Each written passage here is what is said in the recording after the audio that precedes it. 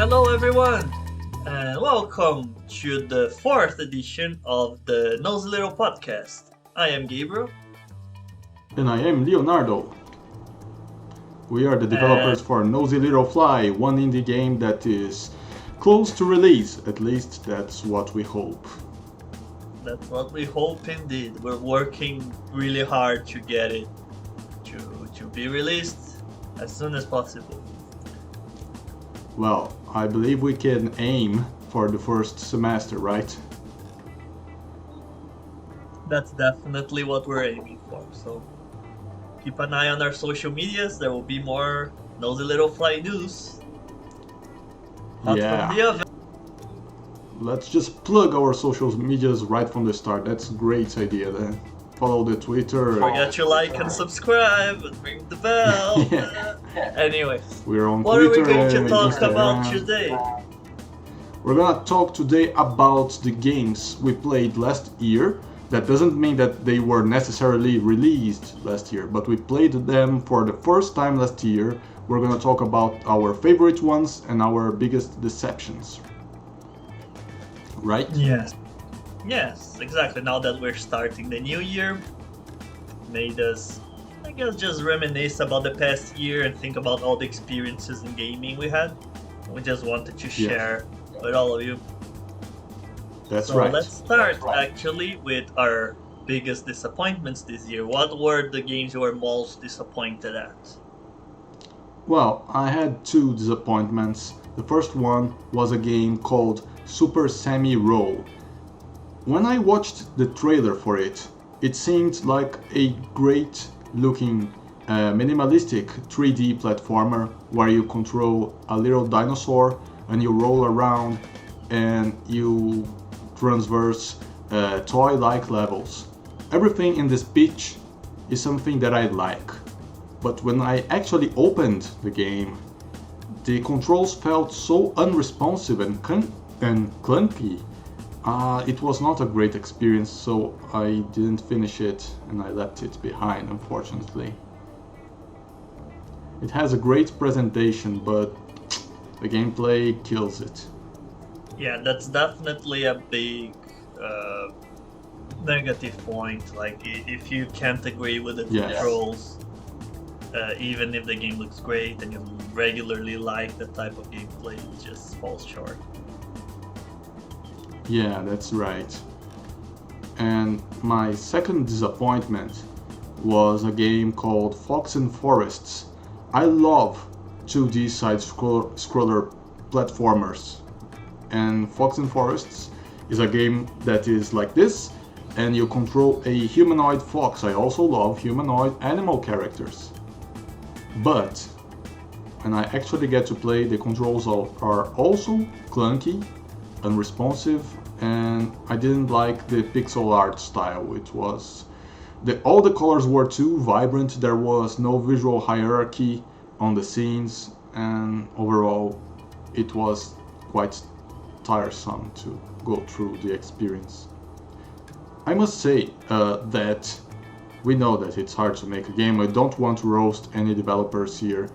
I want to say I encourage people to try these games out, to get to their own conclusions, but I'm just giving my opinions on these. Yeah, of course. Like, just because we didn't like a game doesn't mean you won't. It's a very personal thing what we like in different games, right? So maybe the control scheme didn't work for Leonardo, but it might work for you. Yeah, I am the kind of player that is really picky about game feel. And that's it. What are your biggest deceptions, Gabriel? So yeah, my biggest disappointments were, the first one, actually both of them are also platformers, curiously enough. The first one is Ukulele. Ukulele. It's not a bad game.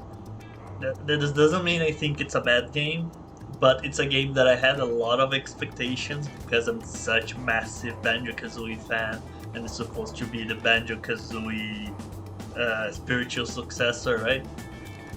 But Nothing. it just didn't click for me. for some reason. Like, it was not as fun, and the controls are a little bit clunky as well. And it's lacking the same charm. Like, they're trying so hard to emulate it that it doesn't really, like, hit the spot. Yeah. Which, I guess, it was kind of sad about it. Like, I still enjoyed the game, I finished it, but I left the game feeling a little bit empty, you know what I mean? I know. It's like they try too hard to bring back the feeling of Banjo and Kazooie that they actually lacked originality, and they even did not reach the same feel of Banjo Kazooie, right? Yeah. It's even hard for me to pinpoint exactly what was missing, but it was something that wasn't really there. Like, the levels were not as exciting, the characters were not as memorable, so Yeah. that was one of mine. And the second one, I'm a little bit sad to put it on this list, and maybe it will change in the future if I give this game a second try. But it's for now, it's A Hat in Time. That was a bit of a disappointment, which is again a platformer that, like, I saw so many people like saying good things about it online, and just saying, oh, this is like as good as platformers like Mario and Banjo-Kazooie and all those classic platformers. And then I played like the first level, and it felt very, I don't know, felt kind of like unpolished. What? That's the word. Yeah. Really? Yeah. I don't know if it's my experience only. I was playing the Switch version, maybe the PC version's better. But it felt like the tutorial was kind of weird, and then yeah, I had a hard time enjoying it. There was like not a lot of explanation what was going on.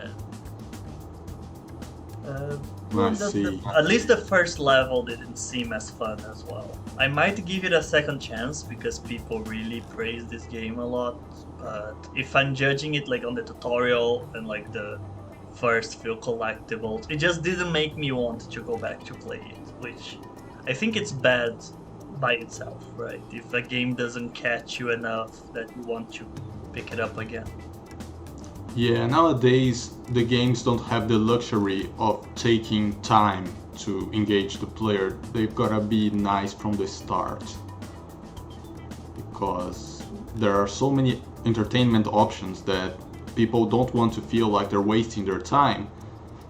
And before the internet, you rent a game or you buy a game and you've gotta try and juice the fun out of it, even if it takes a while. But nowadays you just turn it off and go to social media or play another game. Yeah, exactly, right? Yeah, back in the day when I was playing my Nintendo 64, I got like one game for my birthday, and it was usually like a really crappy like movie game, and that's all you Superman. had until like Christmas or your next birthday. So you're like, oh, I guess I gotta play Toy Story 2 in the Nintendo 64. Yes, that's right. Well, But yeah,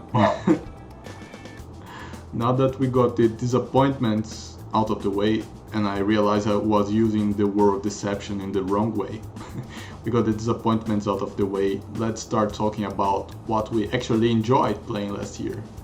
You start, man. Give me Yes, something. the good thing, good vibes, right? So Yeah. I actually made a list like of my 8 favorite games this year.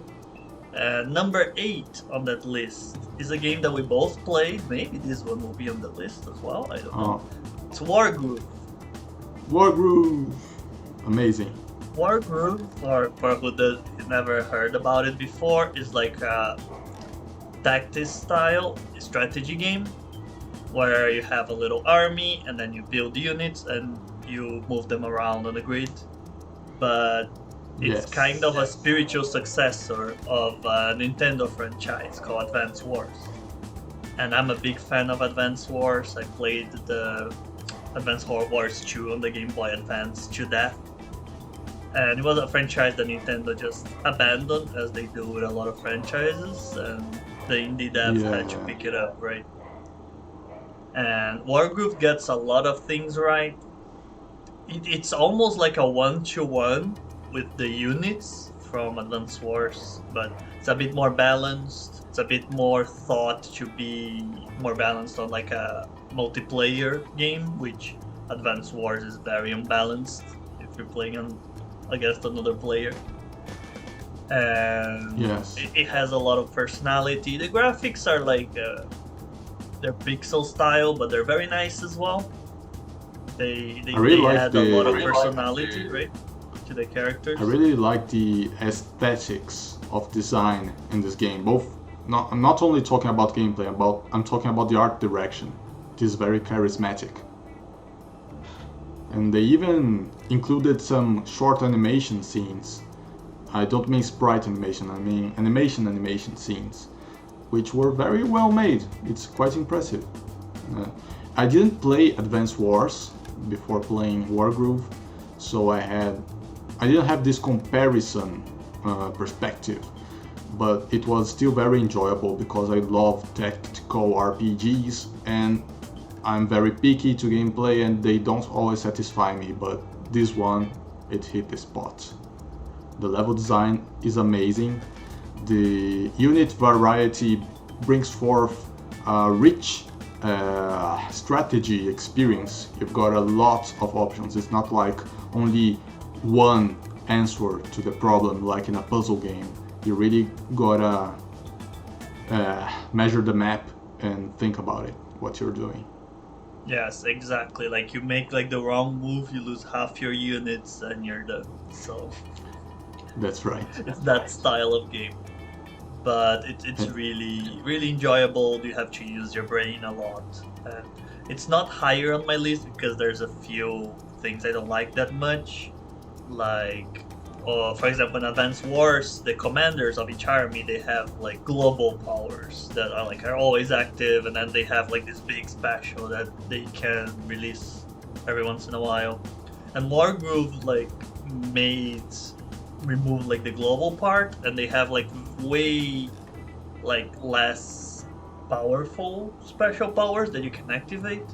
But I thought that made it a bit more boring. Like it wasn't as fun comparing to Advance Wars. Oh, really? There was also a few missions on the solo mode that were really annoying. I think There are a couple. Leonardo knows what I'm talking about, right? Yeah, I know. Those ones. Yeah. So it doesn't get like super high on my list because of these minor things, but it was a really enjoyable game and really scratched like my Advance Wars itch that I had for a while. That's great.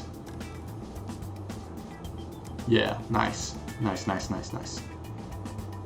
Well, let me bring forth one of mine. Well, the first one was Wargroove. 3 out of my 6 games are 2D side-scrollers, so since it's half, I think I'll tell one side-scroller and one non-side-scroller. Well, the first one I want to talk about is Edith in Wonder Labyrinth.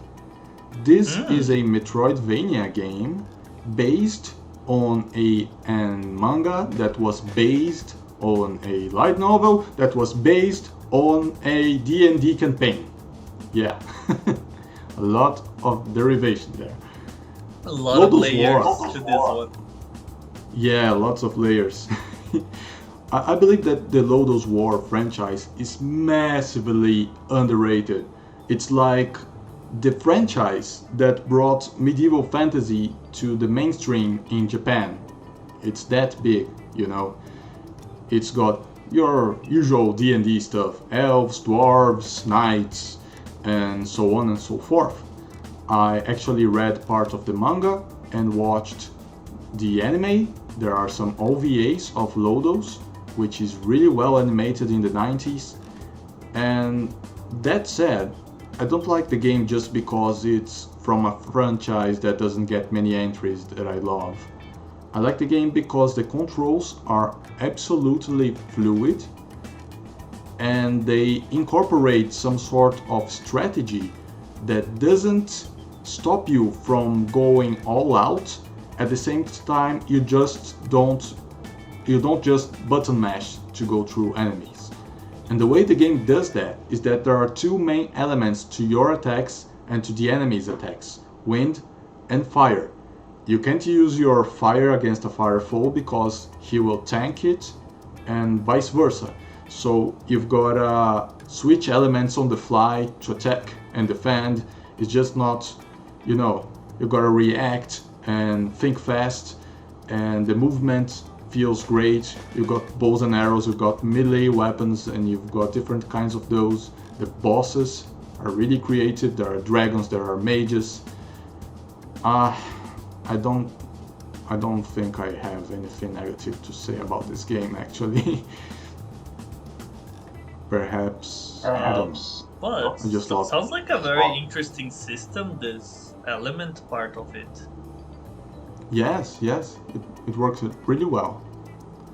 Sometimes it gets quite hard, actually, but that's good because otherwise the game would be too flat in the difficulty level. I don't know. The way they implement it is really great, and the way you recover health also works with these elements, because you switch elements by switching between two spirits, the fire and the wind, which is Salamander for fire and Sealfield for the wind. And you level them up by killing enemies. They go from level 1 to 3. When you're using a level 3 spirit, you're gonna gain health. Your health is gonna regenerate automatically, but as soon as you get hit, your spirit will level down. So the game rewards you for attacking without getting hit. If your spirit is de-leveled, you've got to hit enemies to level it up again until level 3 to recover your health, or else you're dead. The game design of this game rounds up in such a nice, tidy way.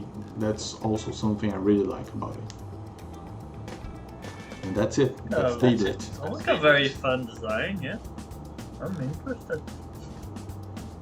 Alright, so now to another one of my games. So, I am a big fan of point and click adventure games. I didn't get to play a lot because I didn't play so much on the PC back in the day when I was a young teenager. But the few games that I got to play I really enjoyed. And there's this game that was released. It's not released last year, but I only got to play it last year. Called Thimbleweed Park, which is an adventure point and click made by the same people that made like classic LucasArts games, like like the Day of Monkey the Tentacle Island. or Maniac Mansion. Nice. Were those the guys that made Monkey Island? Yeah, I think so. Nice. I'm not sure, but it's the same company at the very least. And Thimbleweed Park is like really coming back to form, and it's a really fun experience if you like these types of games. Like it has like a very engaging story. It's revolved around a murder, and two FBI agents go to this small little town where everything's weird, and everyone keeps talking about the pillow factory that burned down, and that was the source of income for the whole thing, for the whole town. And then you get to play as the two FBI agents, an aspiring game developer that wants to work for Mucus Phlegm, and a disgraced clown that his show was only insulting people, so he got cursed to wear his makeup forever. Wow, that's quite extreme. It's like it's a very bonkers type of game, and the puzzles are really fun, and all the characters. There's a lot of inside jokes and breaking the fourth wall. And it was a blast. I didn't like the ending that much, but if you like adventures, point and click adventure games, play this game. You're not gonna regret it. However, I don't believe you have said the name of this game, have you? Yes, Thimbleweed Park. Oh, Thimbleweed. Oh, right. I thought it was part of the story, not the name. No, it's the name of the town as well, so it is also part of the story. Okay. Great. Point and click games. I didn't play a lot of them.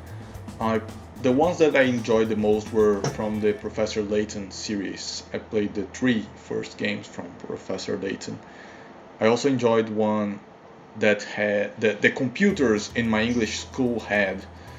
It was about a haunted house, and it taught us English as we played. It was quite fun. But this game you talked about seems amazing. It's kind of a mystery game, right? It is pretty funny. Yeah. Cool. And well, we did make an adventure point and click game on college before, right? So yeah, you know how big of a fan I am of that style of games. Great memories. That was a cool assignment. Yes. Okay, let me shoot up another game. May I? Mm-hmm. All right.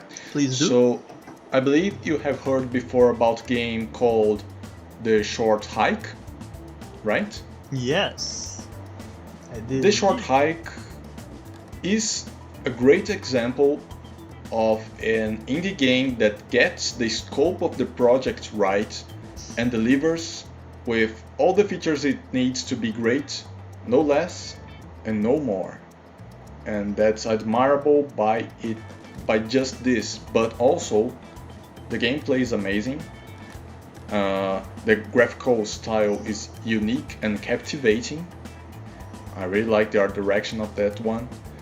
I believe that the price point really matches the length of the campaign, which is not a long game, but it's really enjoyable. It's kind of a cozy game.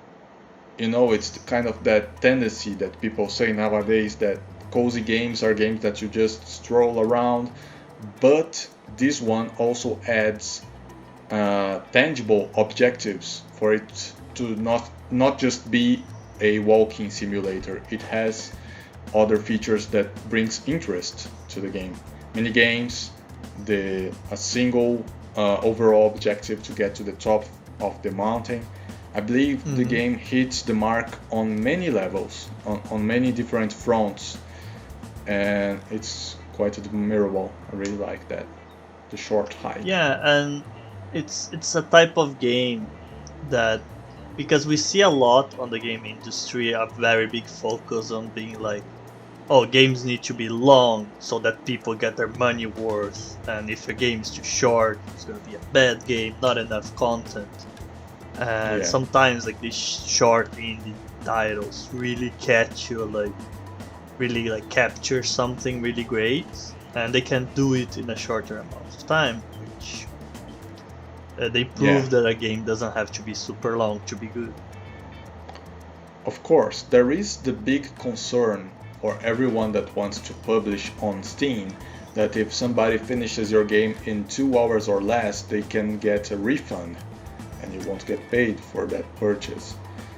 But I don't know. I think that if you deliver a product that really hits the mark, that person will not get their money back after finishing. They might want to still have it to play a few years after, you know. Yeah, and I think it also gets into like, if you bought a game, even if it's a short one, and you enjoyed it, you should still like help not get a refund, because you want to help the devs pay for their work, right? Surely. game development is really hard, you guys. So be sure that the devs are getting food on their plates. Yeah, I do believe that the people that speed run games to get refunds are the minority. But Yeah. you know, as a developer, you gotta keep that in mind. But that's it. Yeah, for sure. You don't want to get nothing for your work just because people can get refunds even though they like the game. Yeah, I'm all up to release a game in chapters for cheaper, so you can keep feeding your audience for longer, you know. I like this idea. I want someday to build a campaign game by not just releasing it after 5 years. Maybe release one chapter a year until it's finished, something like that. Yeah, it's not a bad format to follow, I would say. Right, yeah. Like the Telltale games did that kind of nicely. They released like a chapter at a time, so people didn't have to wait like the whole 5 years to finish a game because they got it. Like every couple of months, they got a bit more content. It's like getting seasons for a series, right? It's kind of that idea. Exactly. I like that. So, next game on my list. It's actually a game that was released in 2021. What a surprise! And it's another entry on one of my favorite Nintendo franchises of all time. I know what's coming. What is it? It's Metroid Red. Because big Metroid fan here. I really enjoy Metroid. The Metroid Prime series. I played Super Metroid, Metroid Fusion. Great games. And Metroid Red, which is of course a Metroidvania, right? Yeah. It's a game that's very like it gets really like the soul of the 2D Metroid and improves on it in almost every way. Like the controls are like unreal, like the game controls so well and it looks amazing, and it's a really good entry on the Metroid series. I do have a few issues with it because I prefer more exploration based Metroid games like the Prime series, and this one is more like a game that you're supposed to replay many times, right? Like Super Metroid, for example. It's like they were focusing on the speed running capabilities of it, right? Yeah, and it's an amazing speed running game. Like I saw a speed run of it, and it's really bananas what people can do with that engine. But yeah, I personally would prefer. I'm like fingers crossed for Prime 4. Hopefully, it will release soon, right? Hashtag. But Metroid Dread is still like an amazing. It's probably like, at least like controls wise, is definitely the best 2D Metroid game. And if anyone enjoys the Metroidvania genre, it's a must play, like 100%. Yeah, it's definitely on my list. Actually, all Metroids are on my list. All 2D Metroids are on my list. I don't like first-person shooters, so I won't play the Prime series. But I played the demo for Metroid Red on my Switch, and it really feels good.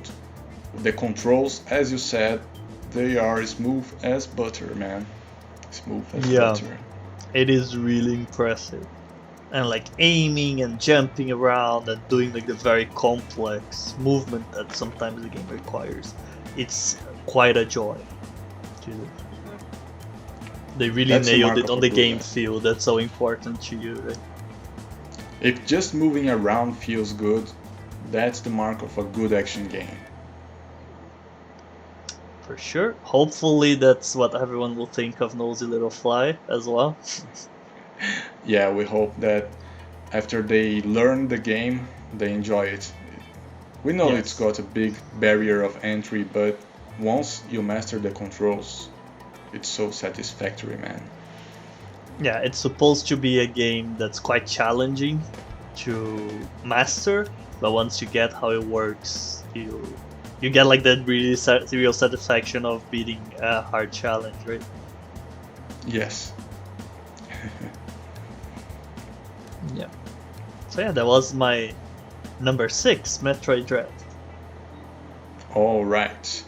Now let me shoot another one of mine. I didn't rank them, so. Anyways, the next one is Kaze and the Wild Masks. Yeah, you told me about that one. Yeah, this game was made here in Brazil by indie developers.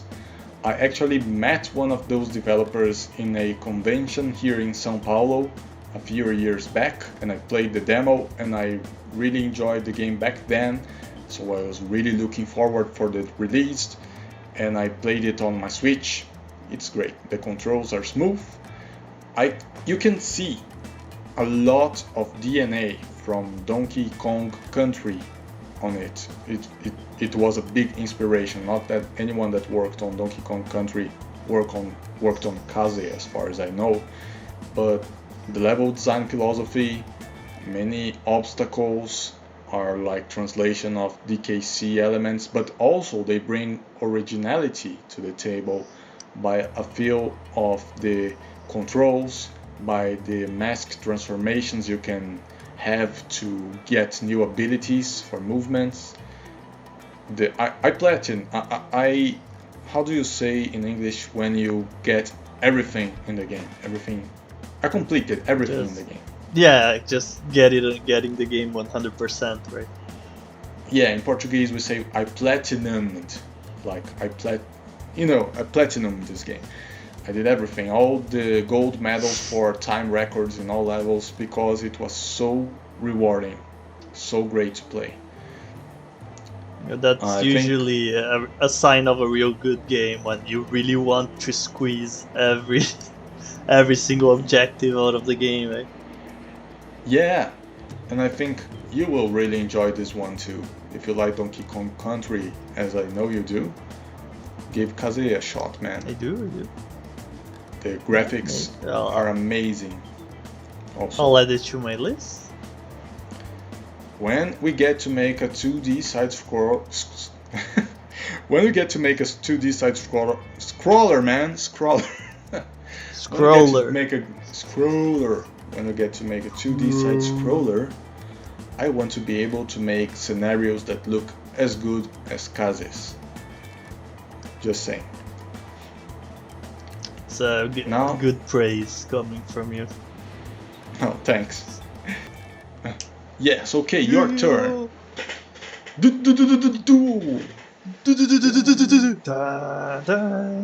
Anyways, I lost it there a little bit. So yeah, next entry on my list. It's also a revival of a Nintendo franchise that I really love, and it's a game that I always thought was really absurd that they never had made a new one since Nintendo 64. And it's New Pokemon Snap. It was for me just like you said about Short Hike. It was such a relaxing game. Just like sit down, go through a level, take cool pictures of Pokemon, and since I'm a big Pokemon fan, I also got so much joy of just entering a level and being like, oh, that Pokemon's here. And I always like the kind of products that kind of show Pokemon being like as real animals, like they're acting out in the wild, doing the things that they would do if they were real creatures, right? And this shows like the Pokemon like fighting between each other, or like going to eat a fruit, or interacting with other parts of the scenery. And it's just a really joyful game. That's all I have to say. It brings the world alive, right? Yes, exactly. Like you feel like you're immersed in the Pokemon world when you're playing it, even though Your interaction is just to take pictures and try to convince the Pokemon to go specific places to get the best picture ever.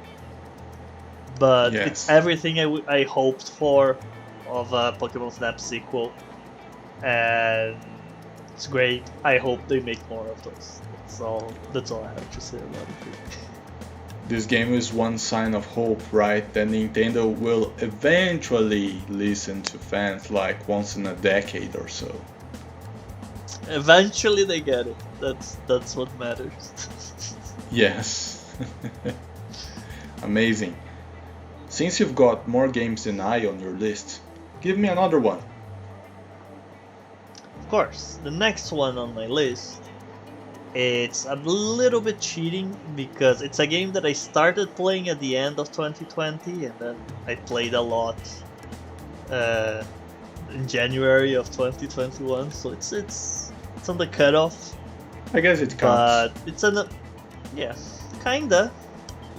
I played it a lot of 2021, so it's there. Okay. But I wanted to mention anyway because it's such an amazing game.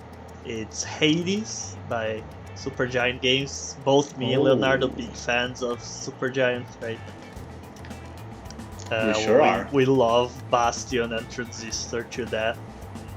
And Hades is so good. I'm a big fan of Greek mythology. They get Greek mythology so right. It's like some of the best representation of like the Greek gods and myths and heroes that I've ever seen.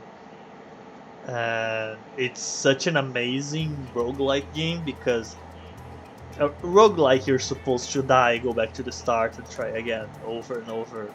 But Hades is set up on a way that every time you die, you get a little bit more of the story, you get a little bit more of like what happened, what's going on, why you're trying to escape the underworld in the first place.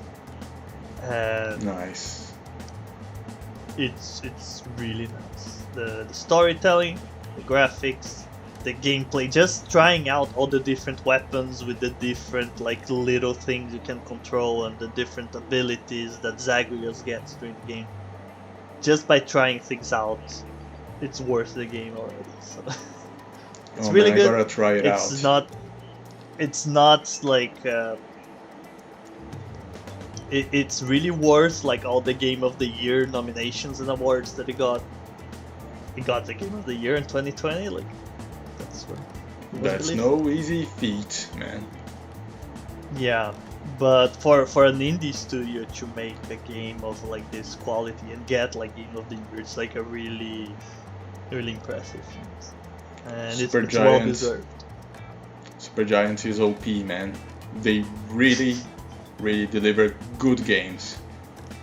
It is. They really do. It really is. I still have yet to play Pyre. I really want to play it. It's like the only Supergiant game I didn't play yet. And people say it's amazing too. So.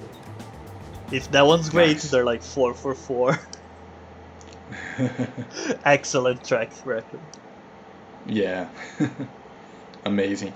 I gotta play Hades still because when it was released, I was kind of tired of playing games that had no end, and since it was a roguelike, I didn't want to play any roguelike or roguelite style of games. But people say that it's different. It's got a story with a beginning and an end. It is, and it actually has endings.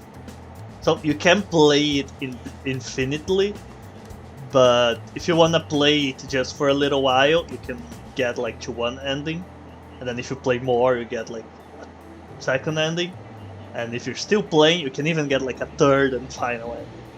So. They're really clever in the way that they do it. You kind of decide the ending you want to have, which is... I don't want to spoil that much, because I want people to play and enjoy the story for themselves, and you should not have been spoiled. You got me curious. But it's really clever what they do there. Perhaps they programmed that if you play for 20 years, you get the best ending. Who knows? Maybe. Let's check in 20 years, see if it changes. Wow, nice. Gotta play it soon. Please do. You'll be doing yourself a favor. Well,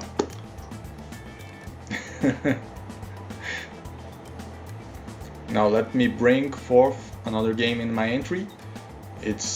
I only got 2 left. This one I haven't played a lot because I only got it around late November or mid to late November. It's Guilty Gear Strive. It's a fighting game. Heard of it, yes. I said earlier that I am picky to game feel, and that gets maximized tenfold when it comes to fighting games. A fighting game can look great. If the controls feel a little stiff for me, I dismiss it. But Guilty Gear flows like a river, like whatever metaphor you can pick of, it flows really well.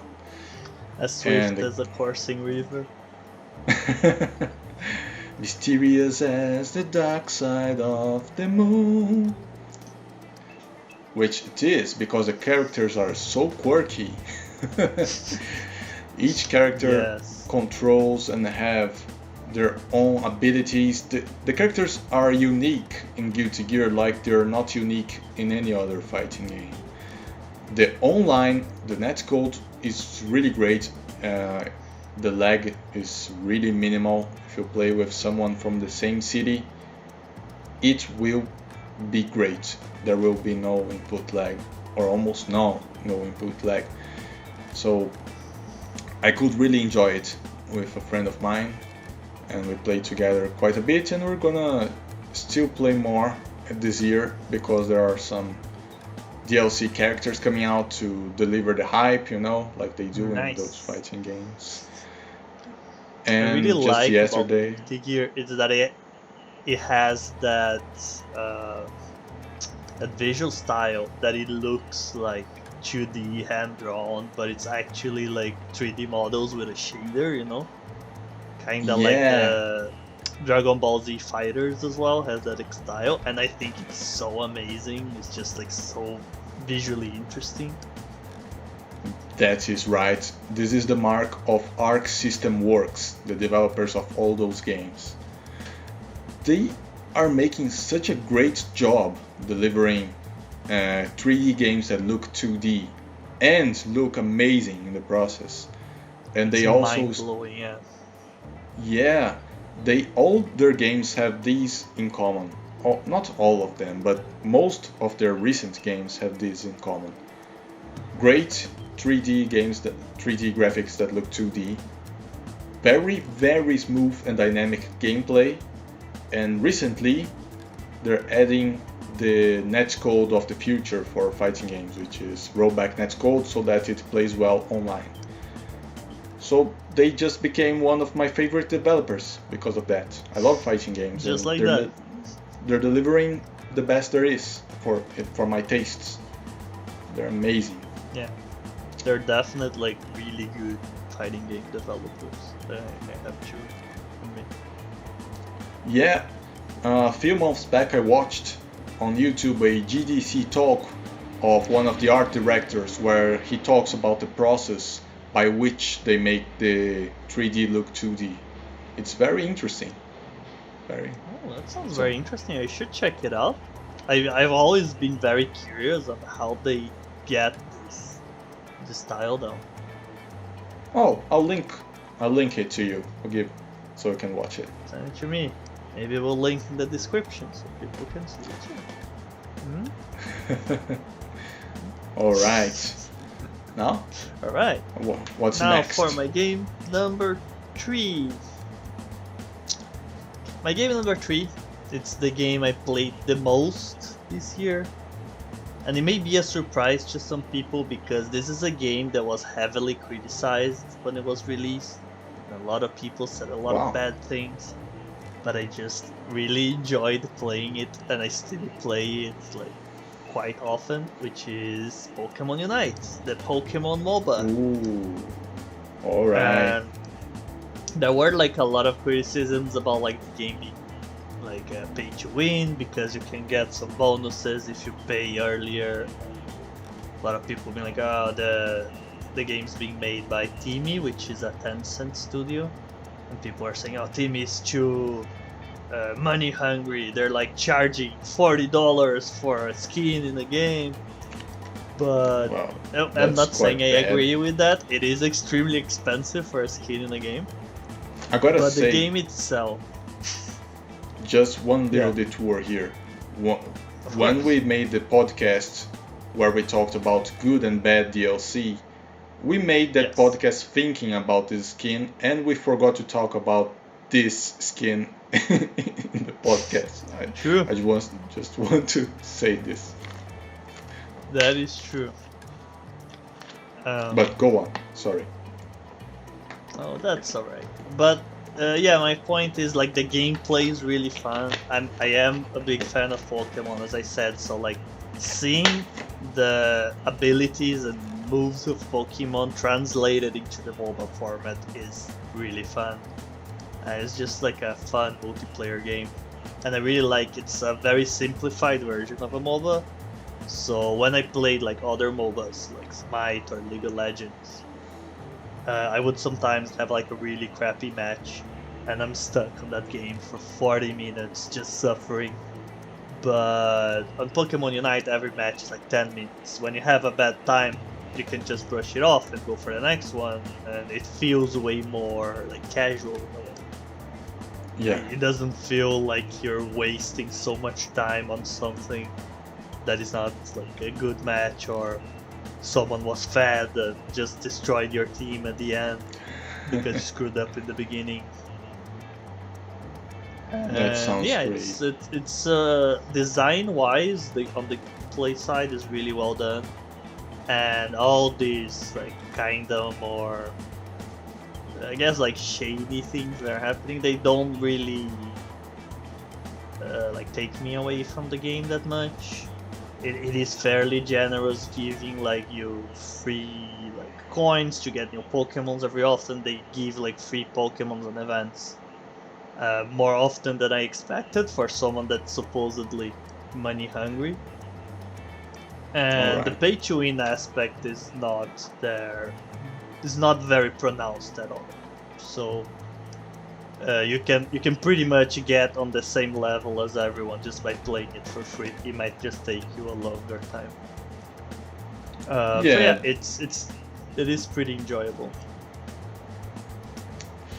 Well, you know, this freemium business model is getting more and more common on the gaming industry.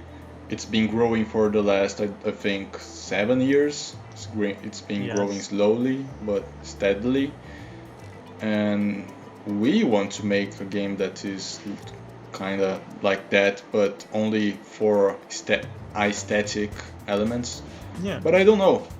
It's a balance. You gotta hit it right. Not to be too greedy, not to be too, you know. It can be tough when you have this freemium model, right? Because if you just like give a lot of things for free and it's like all great for the players, you're not gonna make any money. It's a lot of expenses to go into making a game like that, especially a game that's like ongoing development, right? It's still expensive to produce new characters, produce new features, new events. But at the same time, if you go too greedy on it and you start like charging or putting like a lot of pay to win things, or everything's too expensive, or people start to, you have to pay to get the newest Pokemon or something like that, you cannot grind for things, for example, then you just you're gonna push people away from your game, and you're also not gonna make money. So yeah, you gotta work really hard to keep the interest of the players regardless of how you charge for your game, right? Yeah, it's definitely a balancing act. I hope we'll do a good one for Nosy Little Play. Yeah, since we're only making it for visual accessories, I think we're running a smaller risk here. You know, people can still play the levels. But that's what we want, right? Yeah, that's what we want to make. Of course, we've got to do a little studying and again, we always have to say, don't take anything we say about our game as final, because it's a working product. But you know, Yu-Gi-Oh! Master Duel just released, and it does a really good balancing act, in my opinion. And everyone I talked with agrees with me. It's a great digital Yu-Gi-Oh! Game, the best one so far. It's a good sign from our good pal Konami. Hasn't been doing a lot of like correct things for a while. Yes. Has just been releasing pachinko machines. That's kind of sad, but that's true. Alright. But how many games do you still have on your list? 2. So I go for number 2, so we can finish on our last ones? Yes. Alright. So number 2 is a game that really surprised me. It's a game called What Remains of Edith Finch. I think I talked to you about it before. This is a game that completely blown my mind. It's one of those walking simulator type games, so it's very focused on the story. And the premise is you're playing as someone called Edith Finch, and she's a woman that's going back to her family house, and she's like narrating the story, right? You can see the words going by as you walk around, and like you in soon Bastion. find out, Like in Bastion. Yes, similar. Nice. But in Bastion's like an outside narrator, and you're playing as the narrator in this case, I guess. Alright. But yeah, it's a similar vibe. And then you go to the Finch household after your mom died. And arriving there, we find out that everyone in the Finch family is dead. Edith is the last one. And then by exploring the Finch household, we start to get on like all the rooms of the other Finch relatives, and kind of finding out how and when they died. And once we like find out like for example a book that someone wrote or something like that, you get transported to the moment that person died, and you kind of have to solve a puzzle, or the gameplay kind of changes depending on which Finch you are playing as. But it's really like a powerful storytelling. It's like Nice. There were moments on the game that like I was having a hard time going through because it was so intense. I was Really? like, oh, I don't want to do this. The game is forcing me to do this, but I really don't want to. Wow. And it's just really good, like environmental storytelling. Just by looking around in the house, you get clues of like who these people were, what did they like, what did they dislike, what were their stories, you know. And you slowly start to put together the whole family tree of the Finches. And it's an amazing game if you like story-heavy games. Environmental storytelling. It's a masterclass in both. It was a game that I finished and I couldn't stop thinking of it. Like for the next week I was like reading like posts on Reddit about it, theories of what happened to specific characters. It's really good. Really high on my list. Getting storytelling right in a game is quite the challenge, because if many people separate the gameplay and the story too much, so if you like one, you may not necessarily like the other, but a few developers can merge them in the best way, and I believe that, it's as you said, really they hard. did this. And I think that's probably something we could talk on a future podcast. Because the relationship between storytelling and games is like a very interesting one, because they don't work that well together usually, because like games is about like giving player choices and they can do things different ways, and stories are most often than not like linear. So it's hard to make these two things match. But That's the way right. that Edith Finch does is really good, especially because a lot of the things you're like filling in from your brain, right? They don't give you all the details. They give you a few things, and then you fill the blanks. So, and there's a lot of theories about what actually happened on some parts of the game, and no one's really certain. And you can have your own theory of what happened there or what happened there. So it has like this really open-ended thing, which is quite nice. It looks like it's really well thought out. It is.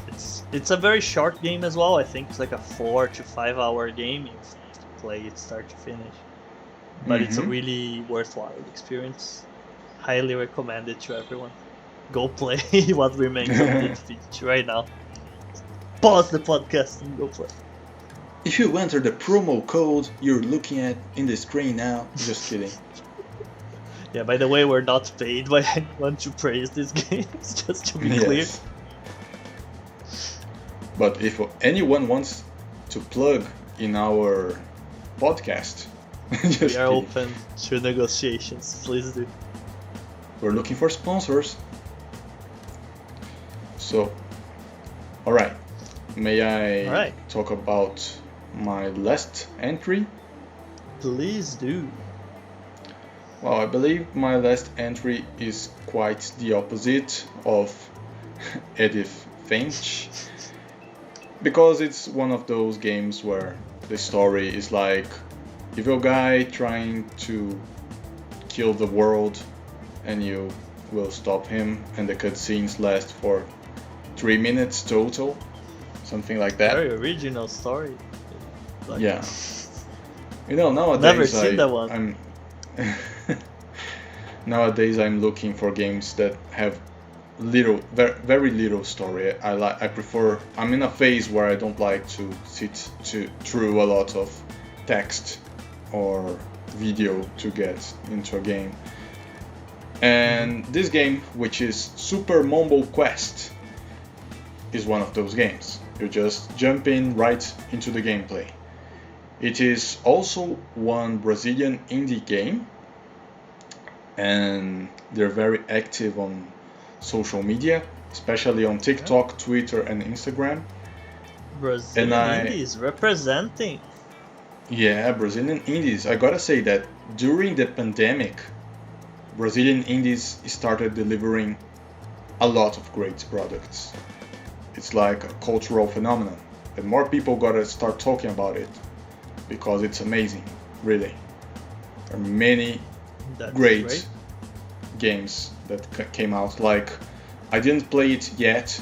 There is Unsighted, which is another game made by two trans women, Brazilian girls. It was really highly praised, and it was released on 2021. So, Supermaw Quest. This is a 2D platformer side-scroller, as I like my games to be. The amount of games that I play that We're seeing like a pattern here. Yeah. What can I do? I just love this kind of game. And the movement is really fast. You don't have a dedicated... You do have an action button for skills. You have the basic skill, which is just jumping over enemies or launching yourself across the screen. And the objective of the game is to collect crystals and to kill all the enemies of each room before... You've got a combo bar, right? When you kill one enemy, it's filled in and it starts to go down.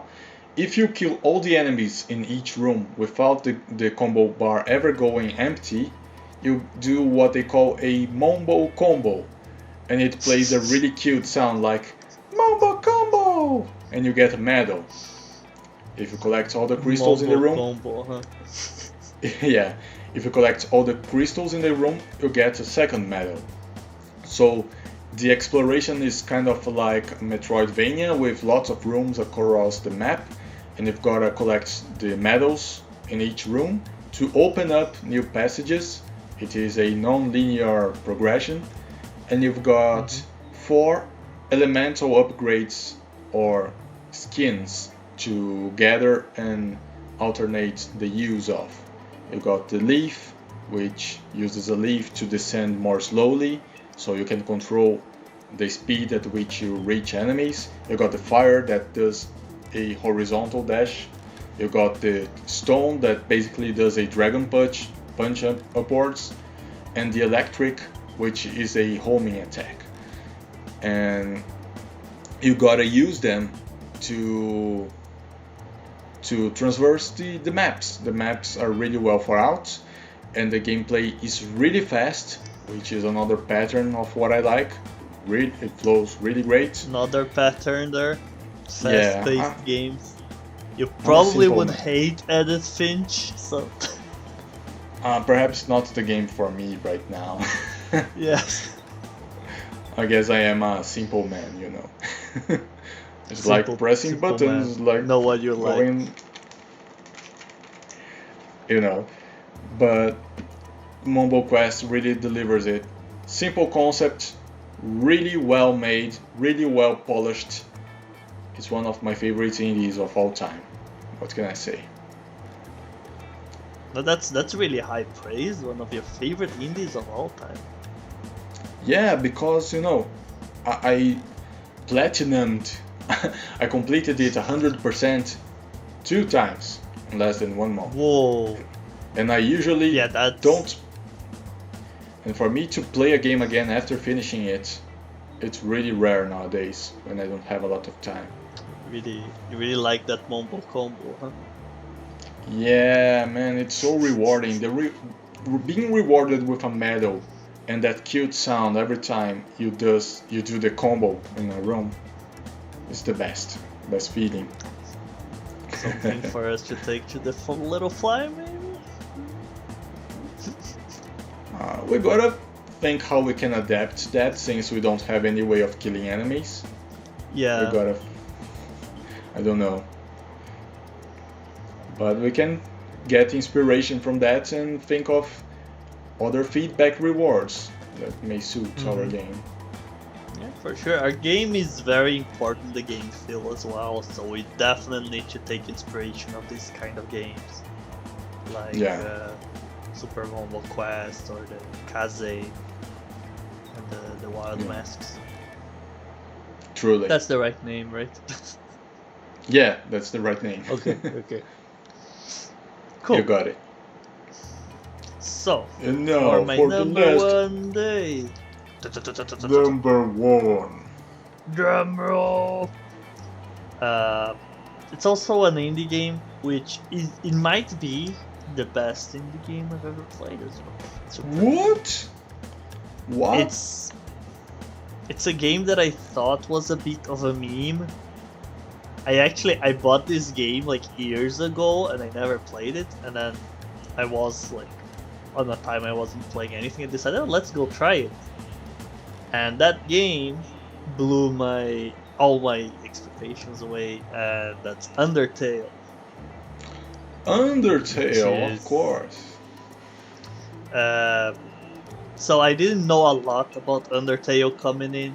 I just saw like all the memes about Sans and Megalovania online, and I thought, oh, this is just like a silly game with like a weird fandom, but it is really so much more than that, because I also don't want to spoil much as well, because I want people to go and play Undertale. But it's an RPG, and it's a very simple game. It was made mostly by one person, which makes it like even more impressive. Wow. But yeah, it's Toby Fox. He pretty much did like all the programming, a lot of the art, all the music, all the stories, the story and dialogues, right? And uh, it's such a powerful game as well, because first it's a game that gives you a lot of choices as well. Like the big like selling point is that it's an RPG where you don't have to kill anyone if you don't want to. Like every time you face a battle, you can either like fight it and kill it as in a regular RPG, or you can find a peaceful way of finishing the fight. And just that already gives you like a very interesting thing, because when we're playing a regular RPG, we're not thinking about, oh, what am I doing to this like spider? I'm killing it. What about their spider children or whatever, right? Yeah. You just kill them because you're supposed to. That's how you get experience. That's how you get stronger. But in Undertale, you have the choice. And if you do kill them, you get XP points, right? But if you decide to do it pacifically, you don't get any experience. So you can choose to go it peacefully because you don't want to go the violent way. But then you're weaker, you have less health to deal with like bigger battles along the way. So you kinda get punished as well. And it makes you kinda tempted, oh maybe I'll just kill a few people just so I can get a little bit stronger, right? But at the same time you're like, and it has different endings and a lot of like meta commentary about games, just like the idea of like choice. And it's also weirdly, because it's a game that kind of remembers what you did. So sometimes you do something and then like you save, for example, you go back to your last save, you reset the game, and the game still knows that you did that something, and you're like, this is messing with my brain. And it's also incredibly funny, and that's what's like, it has like this really like deep thought-provoking moments, and then it has like this silly skeletons doing a silly thing and making you laugh. And the fact that the game manages to do both of these things is like, I don't know how he does it. It's like beyond me. But once I played this game, it's like, this is the type of game I need to make. It's like, I thought this is game as an art form, as much as I have ever seen. It's the best thing I can say. Wow. This proves to me like this is a piece of art. It's like thought-provoking, and it kind of makes you question like the nature of games and the nature of stories and how stories affect you as a person. And it doesn't look like it's gonna be that deep of a game, but it's a good one. Go play it if you didn't, guys. Talking about high praises, huh? Yes, I was. I didn't expect it to be this deep, I guess. That's what she said. Just kidding. Hey, goodbye, everybody. Anyways, so I guess this is our favorite games that we played on 2021. Any final remarks? Well, 2021 I believe was a good year for gaming for both of us, and 2022 is also very promising. I believe we should make another podcast talking about our biggest hypes for this year. Yes. I'm really looking forward for Kirby and the Forgotten Lands, for example, so it's looking like a really fun title coming up. Do you have any that you're really looking for right now? Well, the one that's at the top of the head is not obviously, but Breath of the Wild 2, you know. That's not the correct title. It's the sequel to the Breath of the Wild. That's the name of the game. Everyone. Alright. It's gonna come out in the box.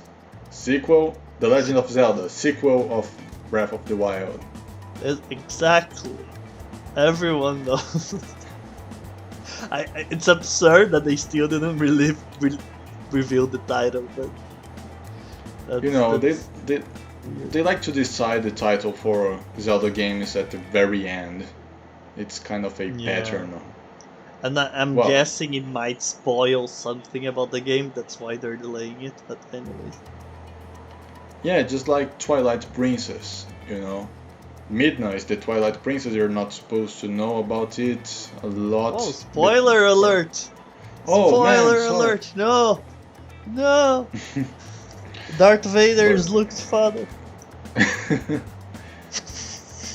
Breath of the Wild 2, Kirby, and I already started playing Yu-Gi-Oh! Master Duel, which was another hype for me.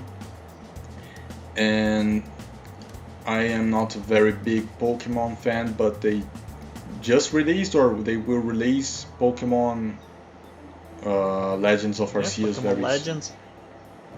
Yeah, Arceus or Arceus, or no one can have like a correct way of pronouncing that Pokemon's name. Like there's no unanimity there. But Yes. Pokemon Legends Arceus does look very. It looks like the most interesting Pokemon game released like forever. It does. Even if I'm not a Pokemon fan, I want to play it. Yes. They really are shaking things up a lot of the game. Well, Yeah.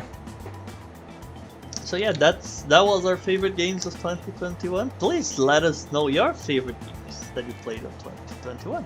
Or maybe the games you were most disappointed on 2021, right? Just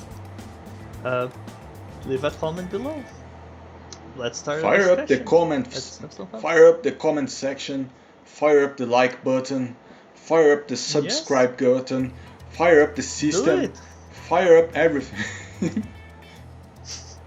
Go follow us on our social medias. Go follow the development of Nosy Little Fly. Give your feedbacks, your suggestions. Every feedback we're open is much to all your ideas. We always appreciate your opinions.